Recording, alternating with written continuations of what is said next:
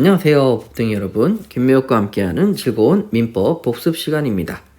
자, 오늘 여러분들하고 공부할 내용은 취소하고 추인 파트인데요.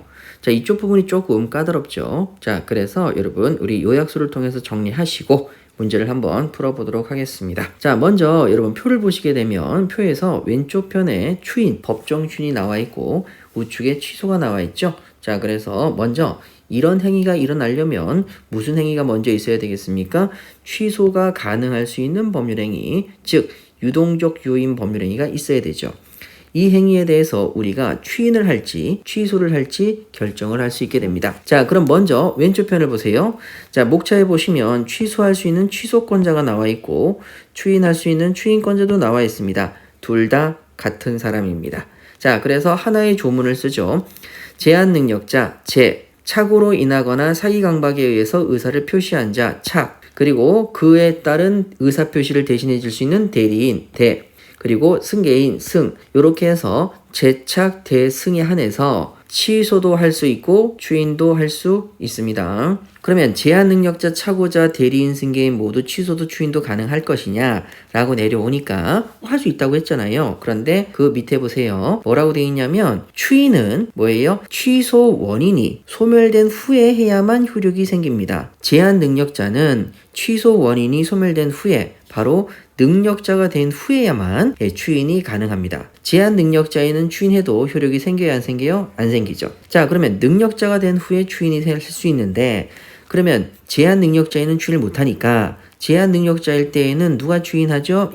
법정 대리인 또는 후견인이 추인을 합니다. 그때 이 사람들은 제한 능력자가 있는 상태에서만 법정 대리인과 후견인이 있을 수 있기 때문에 취소의 원인이 소멸되기 전, 즉 제한 능력이 없어지기 전에 법정 대리인과 후견인이 있기 때문에 그때 해야 비로소 효력이 생기겠지요. 자, 그런데 여러분 취소는 어떻게 됩니까? 취소는 그 취소 원인이 소멸된 후에 해야 효력이 생깁니까? 소멸되기 전에 해도 효력이 생깁니까? 소멸되기 전에 해도 효력이 있습니다. 그래서 제한 능력자도 단독으로 뭐 할 수 있죠? 취소할 수가 있죠. 법정 대리인도 취소할 수 있느냐? 제착 대승의 대리인이기 때문에 법정 대리인도 취소가 가능하죠. 자, 그럼 정리해 보겠습니다. 제한 능력자는 단독으로 취소가 가능하지요. 그런데 제한 능력자는 추인할 수가 있습니까? 없습니까? 추인은 절대 못하죠. 그러면 언제 해야 됩니까? 능력자가 된 다음에 해야 됩니다. 제한 능력자일 때에는 누가 대신해 주는 거죠? 취소의 원인이 소멸되기 전 제한 능력 상태에서는 법정 대리인과 후견인이 추인합니다. 그래야만 효력이 생기죠. 자, 그러면 착오, 사기, 강박 상태에서도 여러분 취소할 수 있습니까? 원인이 소멸되기 전, 착오, 사기, 강박 상태가 소멸되기 전에서도 얼마든지 뭐는 가능하다? 취소는 가능하죠. 자, 그러면 추인을 할 수 있느냐? 여러분 추인은 원인이 소멸된 후에 해야 됩니다. 착오, 사기, 강박 상태에서 벗어난 후에 해야만 효력이 생기는 거죠. 자, 여기까지 보시면 되고 그러면 이러한 취소와 추인의 의사표시는 누구한테 하죠? 그 상대방한테 해야 됩니다. 그래서 취소와 추인은 누구에 대한 의사표시? 상대방에게 해야 되니까 상대방에 대한 의사표시로서 효력이 생기게 되겠죠. 자, 그러면 여러분 여기 관련돼서 우리 문제 한번 풀어보도록 하겠습니다. 자, 1번이죠. 사기 강박에 의해서 의사표시를 한 자의 포괄승계인, 여러분 포괄승계인 얘는 취소할 수 있습니까? 없습니까? 제착 대승의 승이죠. 당연히 취소할 수 있습니다. 없다 그래서 틀렸네요. 틀렸습니다. X. 자, 그 다음에 1-1번. 사기에 의해서 의사표시를 한 자의 포괄승계인 제착 대승의 승이죠. 취소할 수가 없다. 틀렸죠. 취소할 수가 있습니다. 자, 다음으로 2번 가시죠. 법정 대리인의 동의 없이 미성년자의 법률행위는 미성년자 제한 능력자의 제죠. 얘는 단독으로 취소할 수 있다 없다? 취소는 단독으로 할 수 있습니다. 맞는 지문 2-1번입니다. 제한 능력자 제착 대승의 제죠. 그러니까 여러분 이 제한 능력자가 뭐로 나올 수도 있습니까?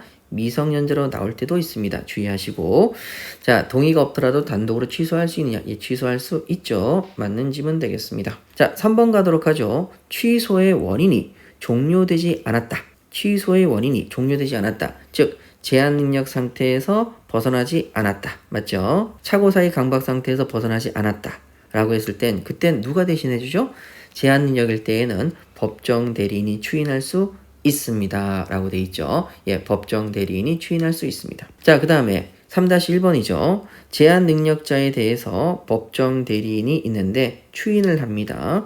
이 추인은 반드시 제한 능력의 상태에서 벗어나면 법정 대리인도 없어지니까 취소 원인이 소멸되기 전에 해야만 효력이 있겠네요. 맞습니다. 자, 그 다음에 4번이죠. 사기 강박에 의해서 의사표시를 한 자는 사기 강박 상태에서 벗어난 뒤에야 취소권을 가지느냐.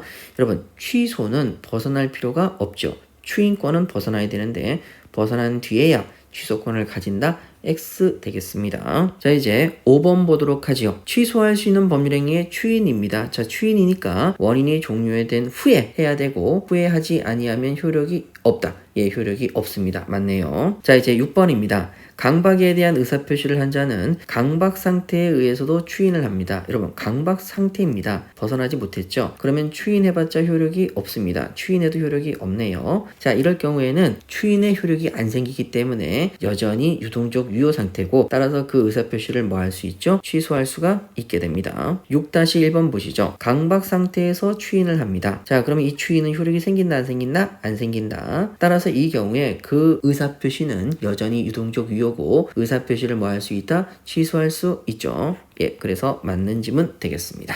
자, 확인하셨죠? 자, 그러면 이제 다음으로 이제 취소와 추인의 두 번째 부분을 비교해 보도록 할게요. 행사 기간입니다. 행사할 때 얼마의 기간이 필요하냐? 추인은 그냥 내버려두면 추인이 돼버리기 때문에 행사 기간이 필요 없고요. 유동적 유효 상태에서 확정적 무효로 만드는 취소는 자, 기간의 정함이 있습니다.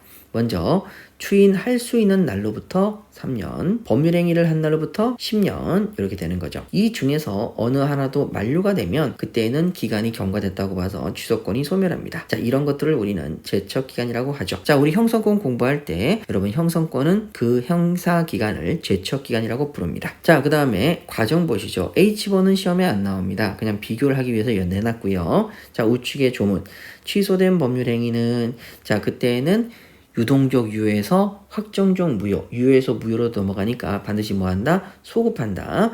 그래서 처음부터 소급해서 무효인 것으로 본다. 확인하시면 되겠죠. 자, 양자의 관계입니다. 추인을 먼저 해서 확정적 유효로 만들었으니 더 이상 취소하지 못하는 것이고요. 자, 취소를 먼저 하게 되면 확정적 무효가 되니까 더 이상 추인을 하지 못합니다. 다만 확정적 무효가 됐으니까 무효인 법률행위 추인은 불가능하다, 가능하다? 가능하다는 거죠. 가능합니다. 차고, 사기, 강박 상태의 추인이죠. 여러분, 차고, 사기, 강박 상태의 추인은 추인의 효력이 생겨요? 안 생겨요? 안 생겨요.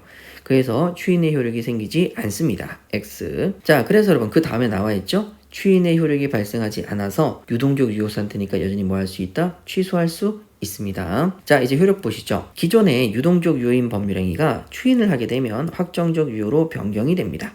확정적 유효로 변경되면 유효니까 채무자와 채권자가 발생하게 되고 채무자가 채무를 이행 안 한다. 채무 불이행. 채권자가 받는 걸 주저한다. 채권자 지체 이렇게 되겠죠. 자, 유동적 유효에서 이번엔 취소를 하게 되면 확정적 무효로 변경됩니다. 확정적 무효로 변경이 되면 야, 네가 가지고 있는 계약이 무효인데 왜 가지고 있어? 하면서 부당한 이득이니까 반환을 청구하는 것이죠. 자, 여기까지 이론 정리를 마쳤고요. 이제 문제를 풀어보도록 하겠습니다. 자, 7번 문제부터 풀어보도록 하겠습니다. 자, 취소권이죠.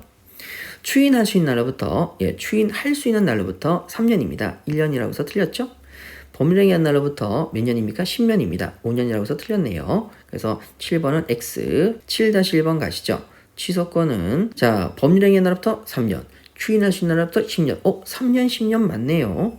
그래서 우리가 이것을 맞는 질문으로 가시면 곤란합니다. 법률행위하고 추인할 수 있는 날이 바뀌었죠. 법률행위 한 날로부터 10년입니다. 추인할 수 있는 날로부터 3년입니다. 완전 바뀌었기 때문에 이거 틀렸죠. 잘 보셔야 됩니다. 자, 8번. 취소권을 행사할 수 있는 기간을 우리는 무슨 기간? 제척기간이라고 부릅니다. 맞네요. 자, 8-1번 가시죠. 취소권 행사 기간을 제척기간이 아니라 소멸시효 기간이라고 본다. 여러분, 소멸시효는 아니죠. 그래서 X. 8-2번입니다. 자, 취소권인데 이때 소멸시효 기간으로 보는 것이 일반적이다. 소멸시효 기간으로 보지 않죠. 제척 기간으로 봅니다. 그래서 X. 자, 이제 9번 보시겠습니다. 법률행위가 취소가 되죠. 취소하면 유동적 유효에서 확정적 무효, 유효에서 무효로 넘어오니까 반드시 뭐 한다?